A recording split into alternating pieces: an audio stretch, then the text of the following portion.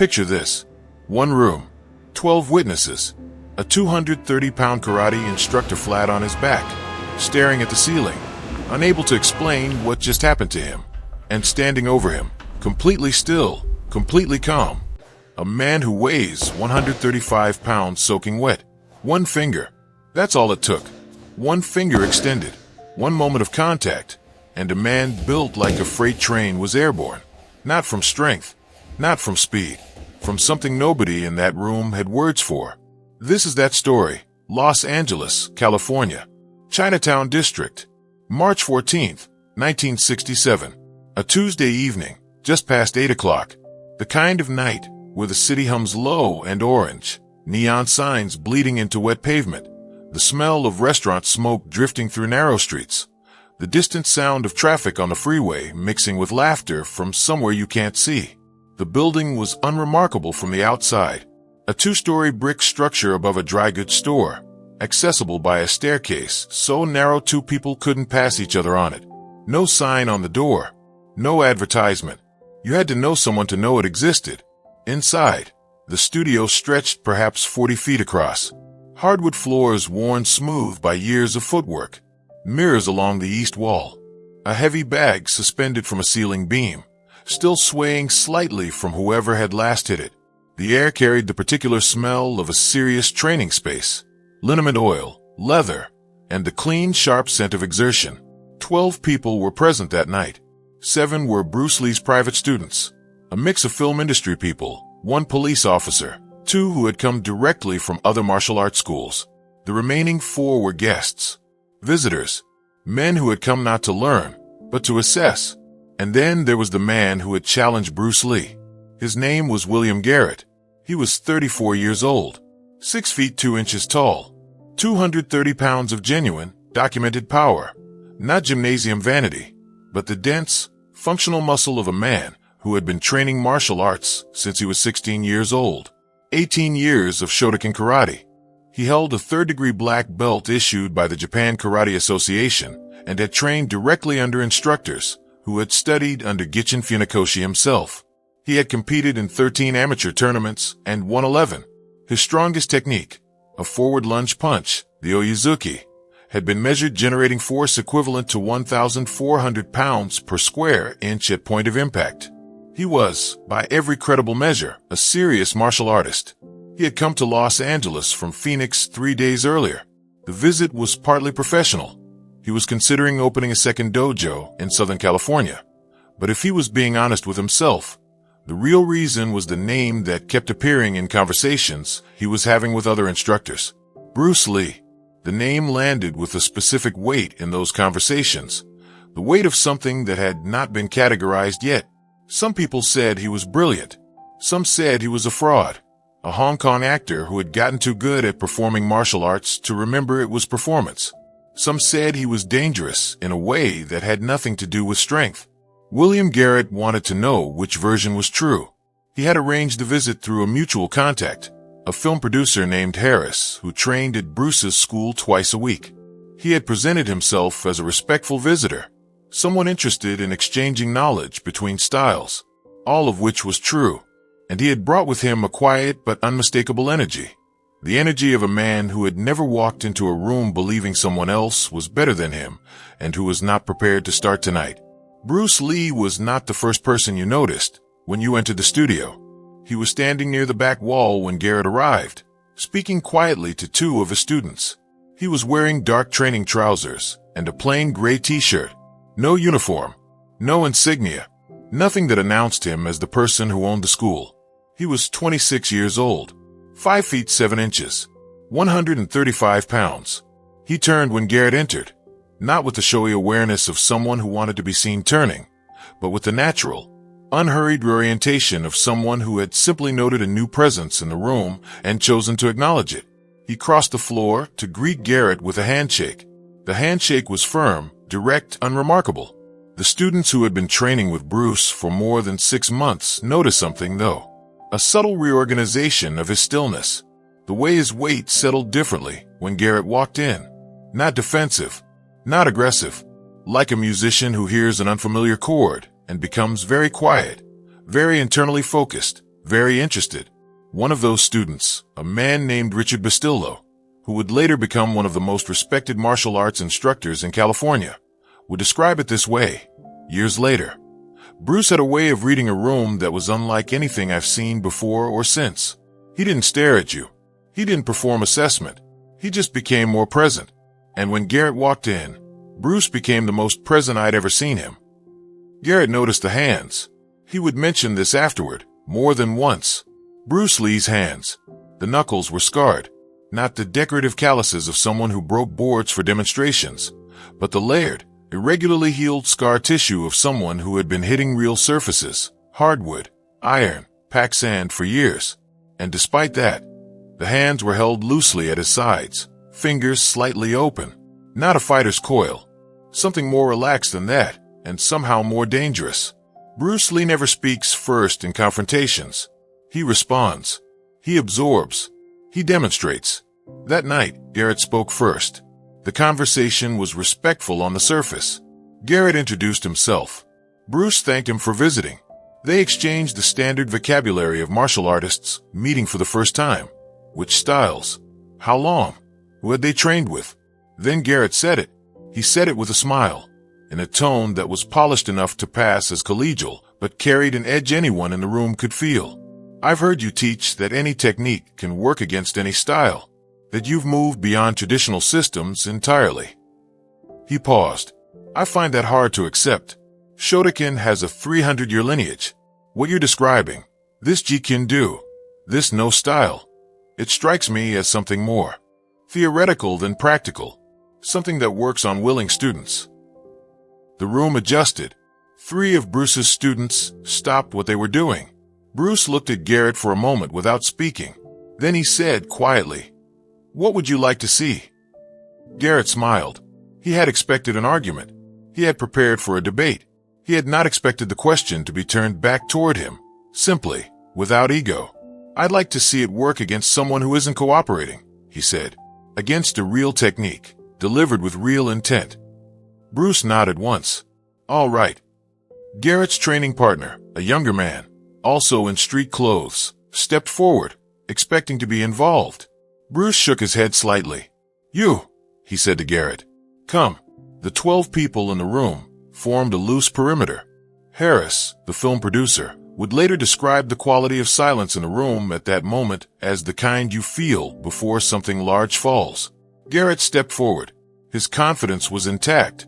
He was 3 inches taller, 95 pounds heavier, and had been training for 2 years longer than Bruce had been alive in the United States. He had driven from Phoenix for this. He was not afraid. He settled into his Shotokan stance, front foot angled at 45 degrees, knees bent, hands up in the classical kami position, with the precision of 18 years of muscle memory. Bruce stood facing him, hands at his sides, feet roughly shoulder-width apart. Nothing that looked like readiness. "Whenever you're ready," Bruce said. Garrett committed. He did not throw a half measure. He launched his Oyukizuki, the lunge punch, with the full rotation of his hips, the full drive of his rear leg, the full extension of 230 pounds traveling forward with genuine intent. In the first second, the punch did not arrive. Garrett's fist had traveled perhaps 8 inches when Bruce's left hand moved. Not a block, a deflection, the bong saw of Wing Chun, the wing arm redirection that does not meet force with force but redirects it at the moment of commitment, using the attacker's momentum against itself. The contact was brief and light, like a hand resting on water. Garrett's punch traveled past Bruce's body, extended fully, carrying all its force into air. In the second, Garrett's structure was compromised. His full commitment to the punch meant his weight was forward, his rear leg trailing, his body organized entirely around a technique that had already missed. This is the moment. This is where it changes.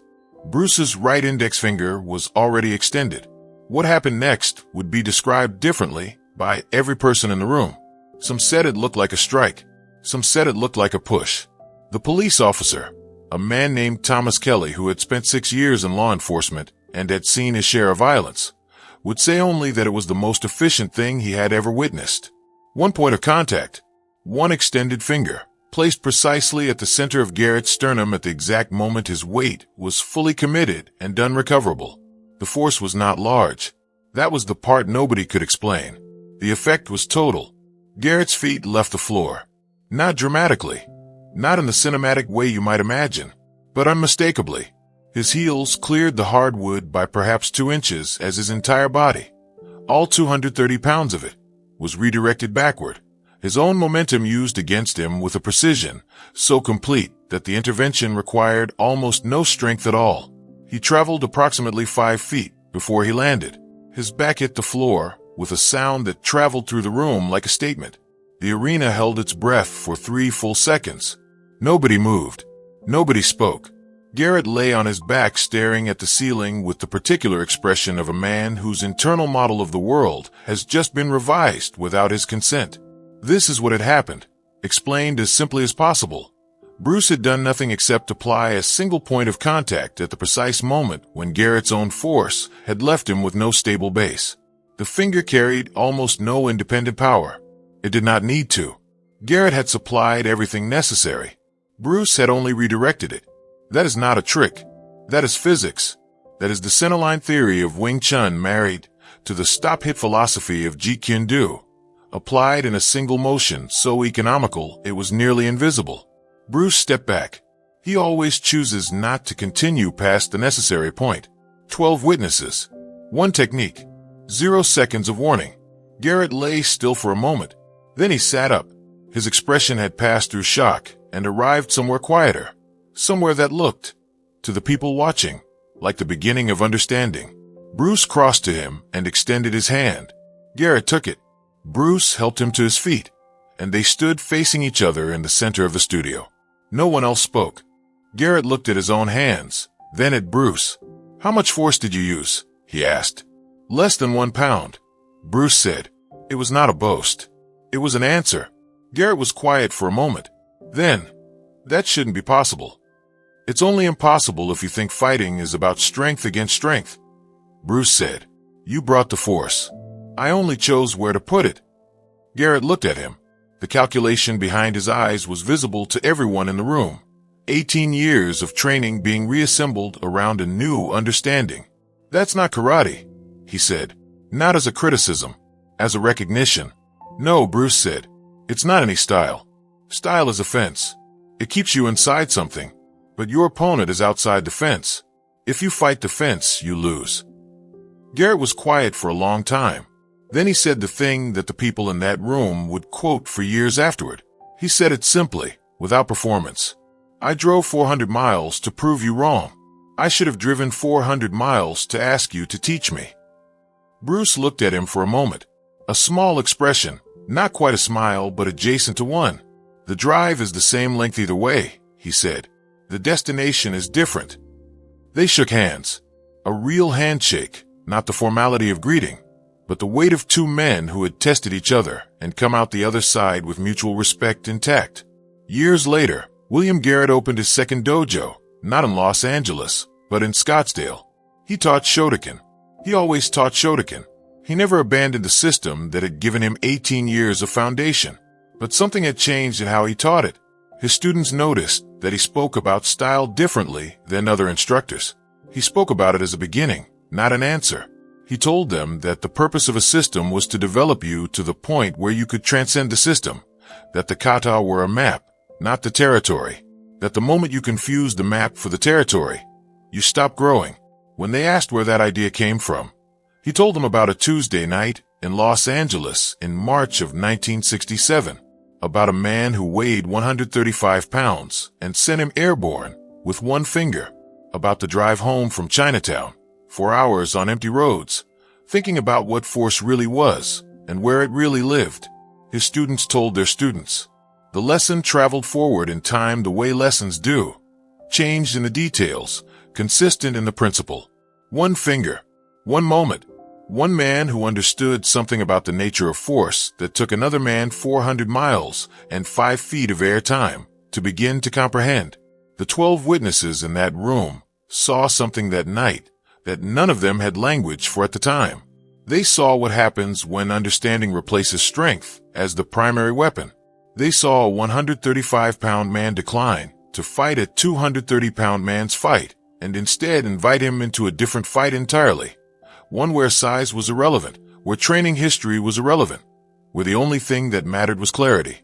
Bruce Lee never fought the way people expected him to fight. He fought the way water moves, finding the path of least resistance, carrying more force than its appearance suggested, arriving exactly where it was needed at exactly the right moment. 12 witnesses. One Tuesday. One finger. A lesson that is still traveling. He didn't use his strength. He used his understanding. He didn't overcome a larger man. He redirected one. And there was one question William Garrett drove home with that night. One question he never fully answered, that kept returning to him across 4 decades of teaching. If the force was already there, if I supplied everything necessary, then what, exactly, did Bruce Lee contribute? The answer, if you think about it long enough, is everything.